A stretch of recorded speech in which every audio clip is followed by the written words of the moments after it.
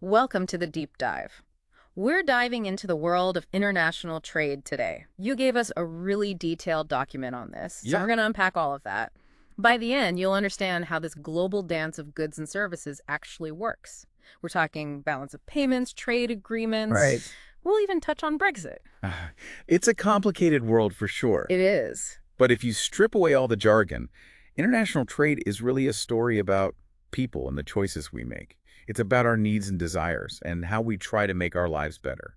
Okay, so let's start with the basics. Yep. Why do countries even trade with each other? Imagine you're running a country. What would make you want to open up your borders to goods and services from other places? Well, I think the most obvious reason is to get things that you can't produce yourself. Like if you think about a country like Japan, Okay. an island nation, not a lot of natural resources. They really rely on imports for oil, for raw materials, things like that they need for their industries. Okay, that makes sense. But the document also mentions something about how trade can help address labor shortages. Yeah. Isn't that kind of counterintuitive? Wouldn't more imports mean fewer jobs? It's not quite that simple. Okay. For example, Ireland, even with a skilled workforce, we sometimes have labor shortages in certain sectors, like construction. Okay. So importing certain goods or services, that can actually help bridge those gaps and allow the economy to grow without being held back by not having enough workers. So it's not just about filling in gaps for things you can't produce, but also maybe getting things that you can produce, but that Well, maybe someone else does more efficiently or effectively. exactly. Okay, interesting. So trade's a two-way street, right? What makes a country want to export its goods?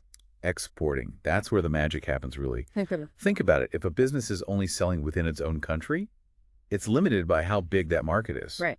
But when they start exporting, suddenly there's a huge amount of new customers Mm-hmm. that creates more jobs, brings in foreign currency, and helps the economy grow. So like Irish beef being exported all over the world, Absolutely. that's a big one.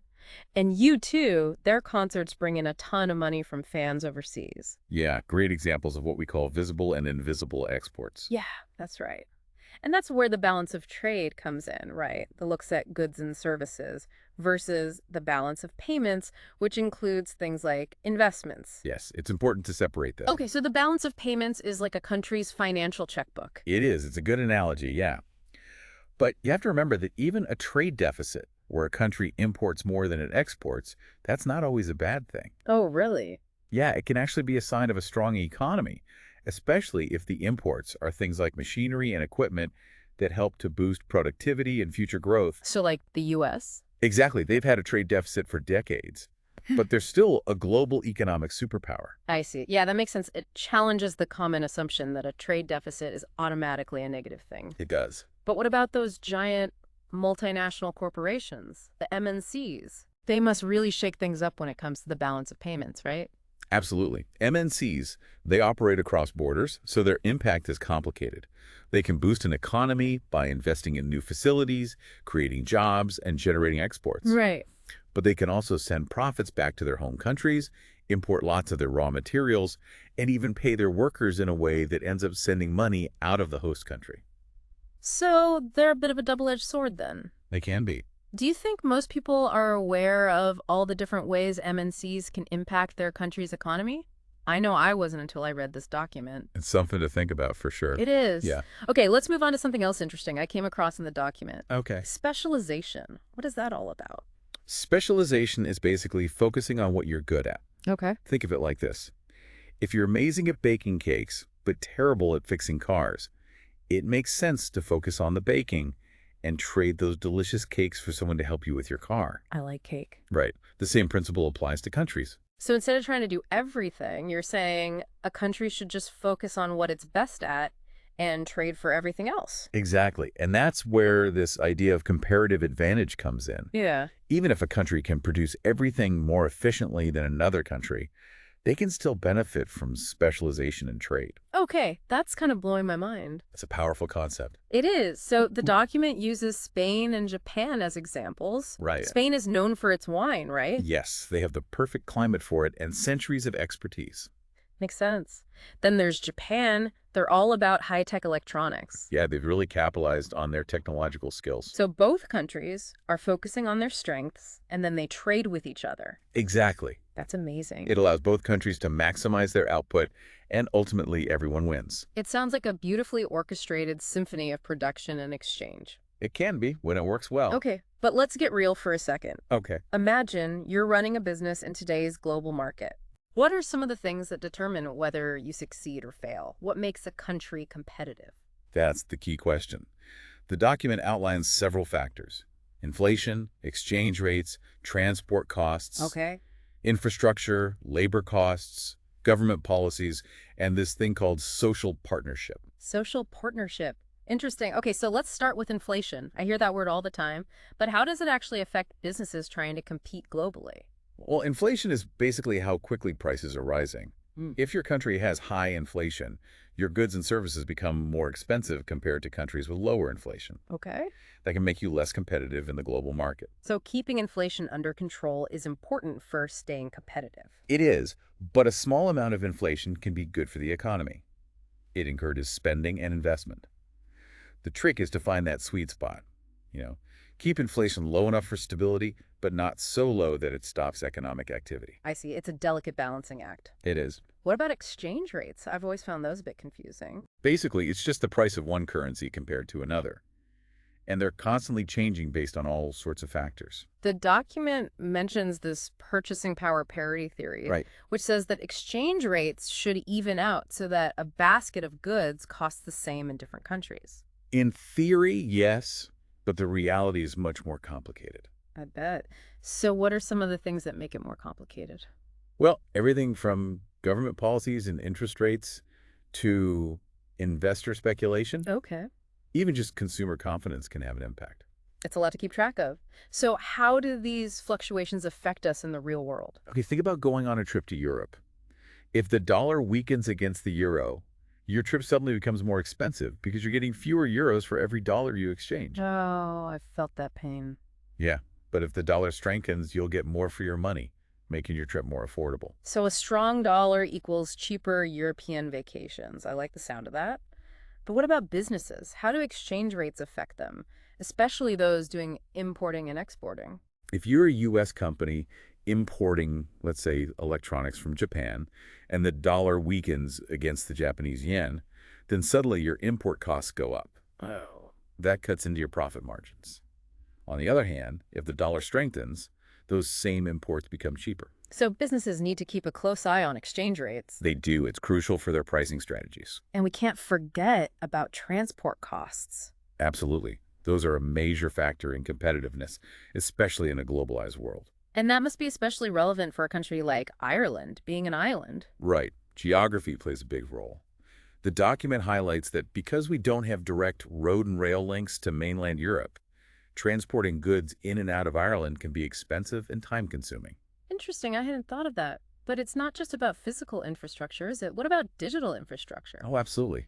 In today's world, reliable and affordable access to broadband internet, that's essential for any business trying to compete on a global scale. It makes sense. Everything is online these days. It is. Okay, let's shift gears a bit and talk about labor costs, which can be a sensitive topic. It can. But it's definitely a major factor in determining a country's competitiveness, right? Yeah. It's a tough issue. It's a balancing act. It is. The document talks about Ireland's minimum wage, which is meant to protect workers. But that can make our labor force more expensive compared to countries that don't have those same standards.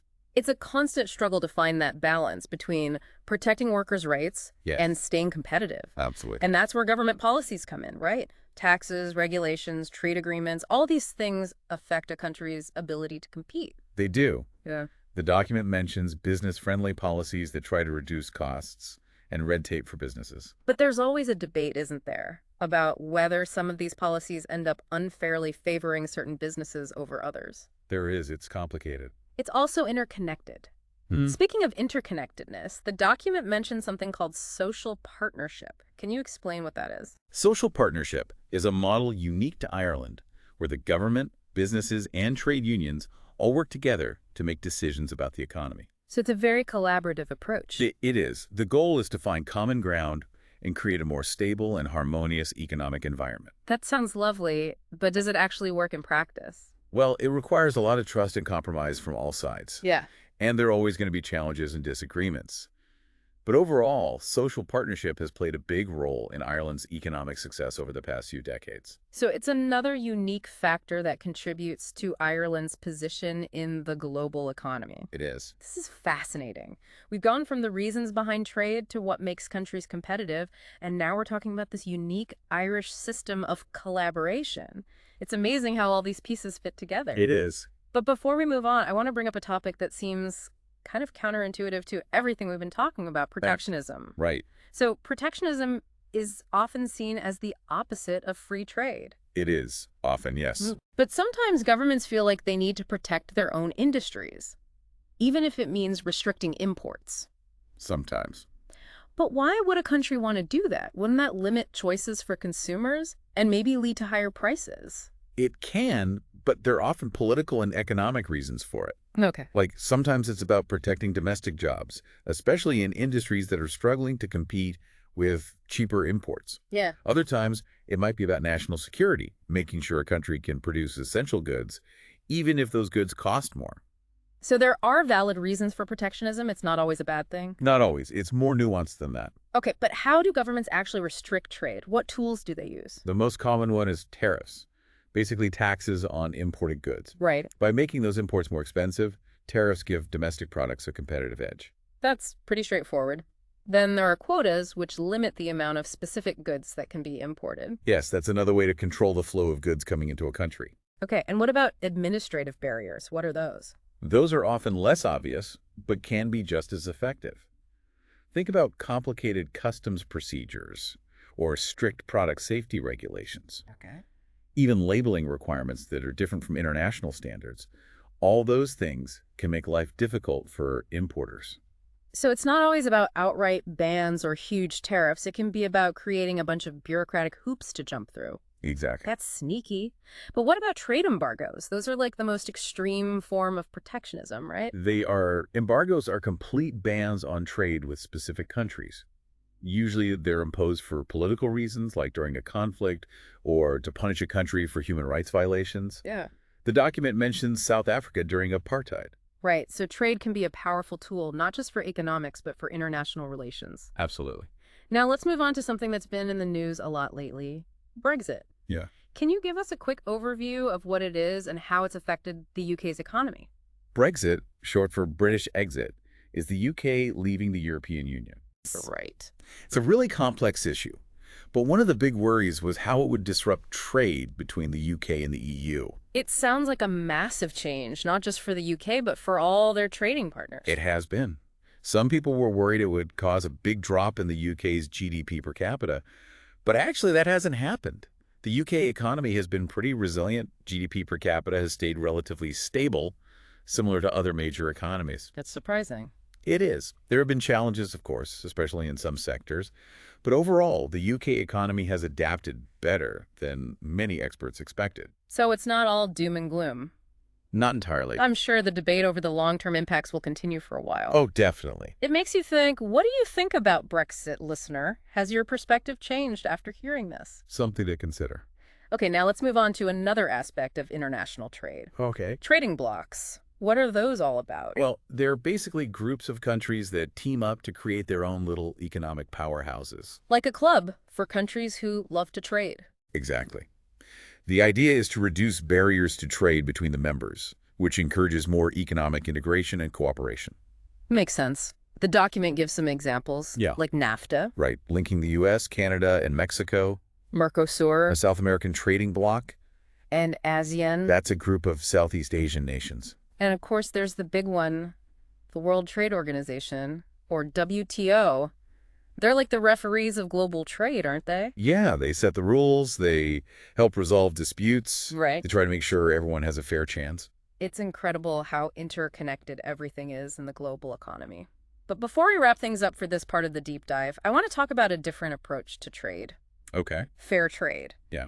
It's a concept that's gaining more and more attention these days. Can you tell us what makes it different from traditional trade? Fair trade is all about creating a more balanced relationship between producers in developing countries and buyers in developed countries. It's about making sure producers are paid fairly for their goods, that workers have safe working conditions, and that communities benefit in a sustainable way. So it's not just about profit, but about social and environmental responsibility too. Exactly. Often, fair trade involves cooperatives, where producers team up to increase their bargaining power and share resources. Yeah. That allows them to negotiate better prices and improve their lives. The document mentioned coffee and chocolate as examples of fair trade products. Right, they're good examples. Yeah, I've seen those labels in stores. Yeah, Consumers are definitely becoming more aware of where their products come from and the impact their choices I have. think so. And it's great to see that shift. It is. But we can't talk about international trade without talking about exchange rates, right? Can we simplify this for our listeners? Well, basically, every country's currency has a value compared to other currencies. And that value is always fluctuating based on a lot of different factors. It's like a giant global currency market Right. where supply and demand determine the price of each currency. So if there's a high demand for US dollars, the dollar will strengthen against other currencies. Exactly. And if demand for euros falls, the euro will weaken. Makes sense. But what are some of the things that cause those shifts in demand? Oh, all sorts of things. A country's economic performance, its political stability, interest rates, all of that plays a role. Okay. For example, if a country has a strong economy and high interest rates, its currency will be more attractive to foreign investors, which increases demand and drives up its value. So many factors. How do those fluctuations in exchange rates affect people and businesses? Well, for businesses, it can affect their costs. Imagine you're a U.S. company importing raw materials from China. If the U.S. dollar weakens against the Chinese yuan, your import costs are going to go up, and that could hurt your profits. Right. On the other hand, if the dollar gets stronger, those imports become cheaper, which is good for your business. It sounds like businesses need to be really careful about those currency fluctuations. They do. What about individuals? How are we affected? Think about traveling abroad. If your currency is strong, you'll get more of the local currency when you exchange, which makes your trip cheaper. So if the dollar is strong, I can afford to buy more souvenirs in Europe. Exactly. But if your currency is weak, your travel expenses will be higher. I see. It's a good reminder to pay attention to exchange rates before booking that trip. Definitely. But exchange rates aren't just about business and travel. They can have wider effects on the economy, too. For example, a weak currency can actually be good for a country's exports because it makes their goods cheaper in the global market. Oh, I see, because other countries can buy more with their own currency. Exactly. But a weak currency can also lead to inflation because imported goods become more expensive for people at home. It's amazing how one change in the exchange rate can have such a big ripple effect across the entire economy. It really is. It affects businesses, consumers, and government policies. Wow. This has been eye-opening. From why countries trade to all the things that affect it, there are so many moving parts. There are, and we've only just begun to explore them. In the next part of our deep dive, we'll take a closer look at different exchange rate systems and the role those global institutions play in managing everything. I can't wait to learn more. Welcome back. Before we jump back into exchange rates, I think it's good to zoom out a bit and look at the bigger picture. Okay. International trade, it's not just a free-for-all.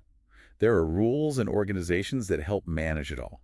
The source material actually highlights 5 big players that are shaping international trade. Okay, who are they? The WTO, the World Bank, the IMF, the ILO, and the OECD. 5 big names in global economics. They are. Let's start with one we touched on earlier, the WTO. Yeah. What exactly do they do and why are they so important? The WTO, or World Trade Organization, they're basically the rule makers and mediators of global trade. They make sure everyone is playing by the rules and the playing field is level. So they're like the referees of global trade.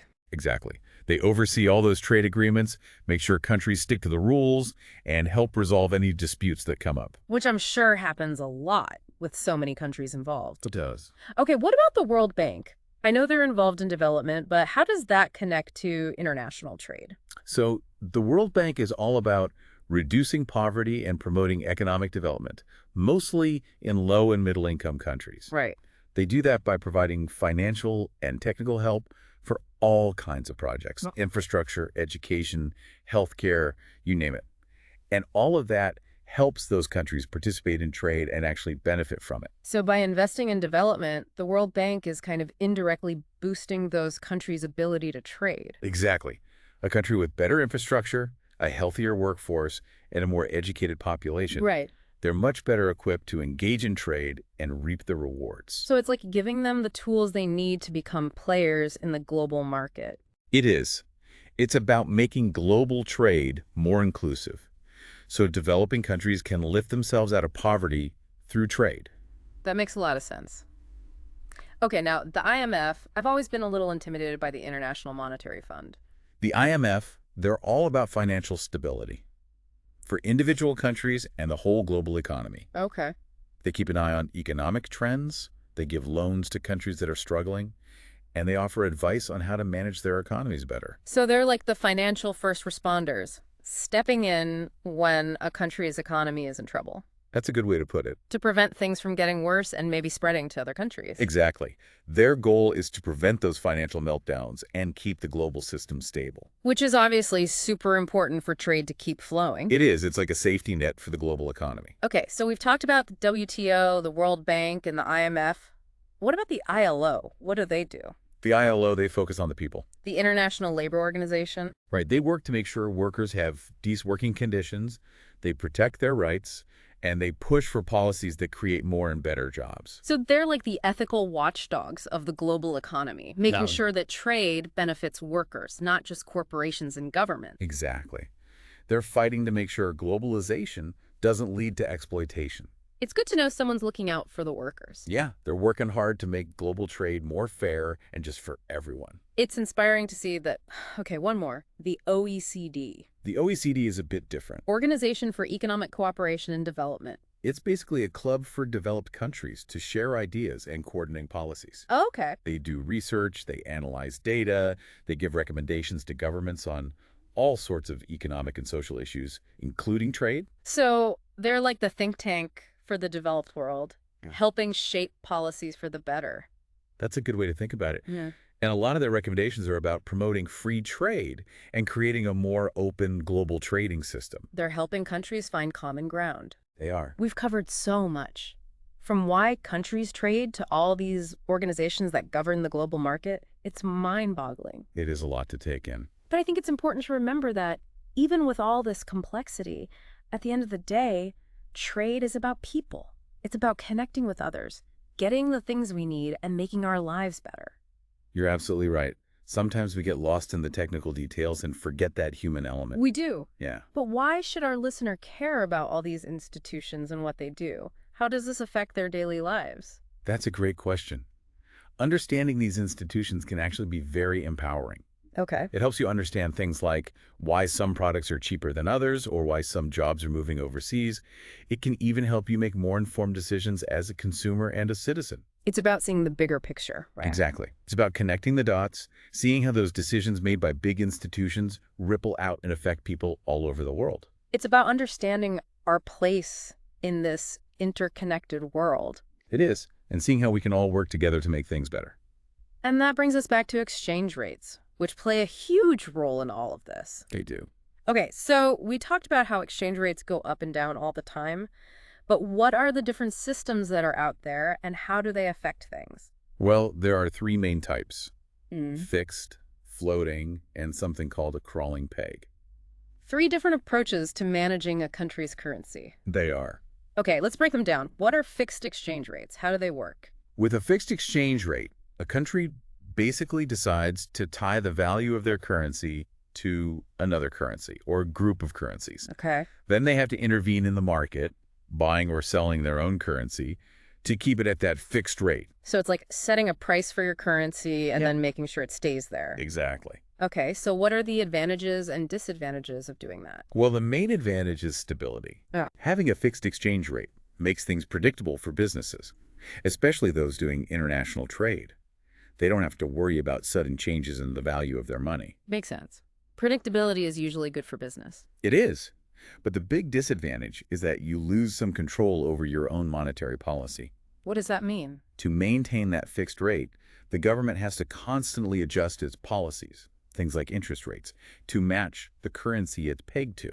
Okay. That can limit their ability to respond to problems in their own economy. So it's a trade-off. You gain stability but sacrifice some flexibility. Exactly. Okay, what about floating exchange rates? Floating exchange rates are determined by the market. Okay. Basically, supply and demand decide what the currency is worth. The government doesn't try to control it, they just let it float. So it's a much more hands-off approach. It is. The big advantage is flexibility. The government can adjust its policies however it needs to without worrying about keeping the exchange rate fixed. So they have more freedom to manage the economy. But there must be some downsides, right? The main one is volatility. Floating exchange rates can be unpredictable. Okay. They can change suddenly and drastically, which creates uncertainty for businesses and investors. It sounds a bit risky. It can be. So we've got fixed rates, which offer stability, floating rates, which offer flexibility.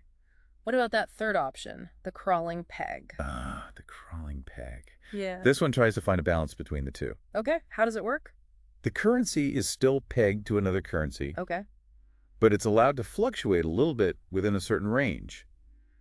And the government can adjust that range over time, so the value of the currency can change gradually. So it's like a fixed rate, but with some wiggle room. Exactly. I like it. It sounds like a good compromise. It can be. It allows for those gradual changes, which helps to avoid sudden shocks to the economy.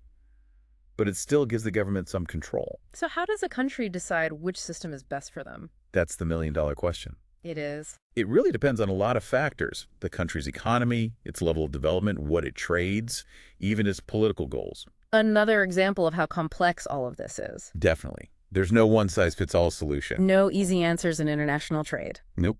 But let me ask you this, listener. What type of exchange rate system do you think your country has? And how does that affect your life? It's worth thinking about. These concepts might seem abstract, but they have real consequences. It's all connected. It is.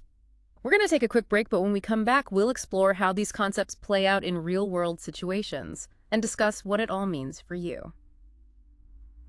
Welcome back to the Deep Dive. We've covered a lot of ground, haven't we? We have. From why countries trade to the systems that govern it, even diving deep into exchange rates. Yeah. But before we finish up, I think it would be helpful to bring all of this together and see how it plays out in the real world. Absolutely. Sometimes these economic concepts can feel a bit abstract They can. until you see how they actually affect you. Exactly. Yeah. So let's start with those exchange rates. We Okay. talked about how much they fluctuate and how that impacts businesses and individuals. Right. Can you give us a concrete example of how those fluctuations play out? Sure. Let's say you're a big coffee drinker in the U.S., Okay. and your favorite coffee beans are imported from Colombia. Okay. If the U.S. dollar weakens against the Colombian peso, Okay. your morning cup of coffee is going to get more expensive. Not a good way to start the day, No. but I see what you mean. Yeah. The weaker dollar means importers have to pay more for those Colombian beans. Right. And eventually, that cost gets passed on to us, the consumers. Exactly. And it's not just coffee. A weaker dollar makes all sorts of imported goods more expensive. Like what?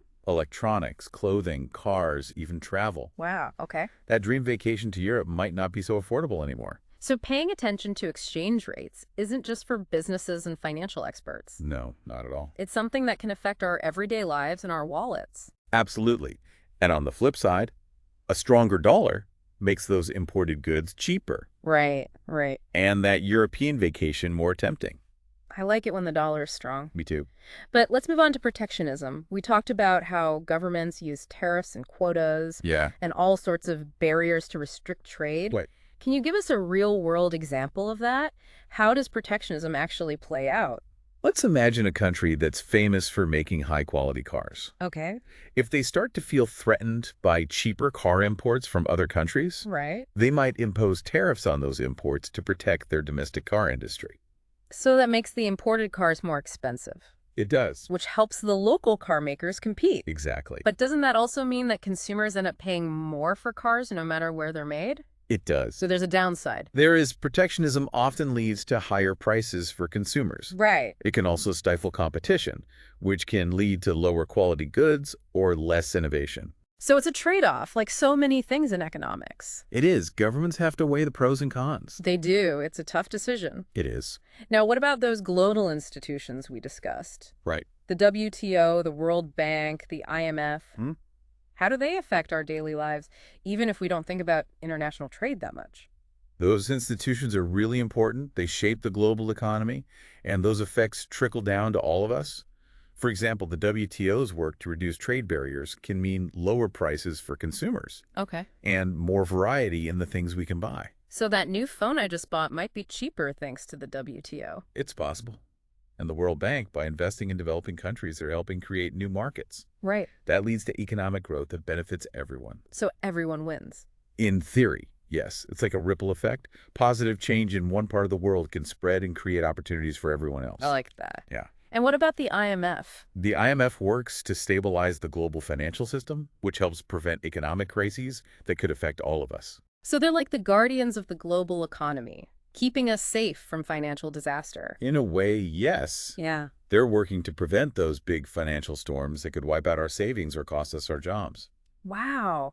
It's incredible to think about how connected we all are. It is. Decisions made by these big institutions can really impact our lives. They can. But understanding all of this, it makes you feel more empowered, doesn't it? Like you can actually engage in these conversations and make more informed choices. Absolutely. Knowledge is power, especially in today's complex world. Well said. This deep dive has been a real eye-opener. We've gone from the basics of trade to the institutions that govern it, and even how it affects our daily lives. We have. And I hope it's given our listeners a better understanding of this fascinating world. Me too. It's important to remember that international trade isn't just about numbers and statistics. Right. It's about people, connections, and working together to build a better future. It is. It's about recognizing how interconnected we all are, understanding the global economy, and working towards a more prosperous and fair world for everyone. Well, that's a great note to end on. Thanks for joining us on this deep dive into international trade. Thanks for having me. We hope you've learned something new. And until next time, keep diving deeper.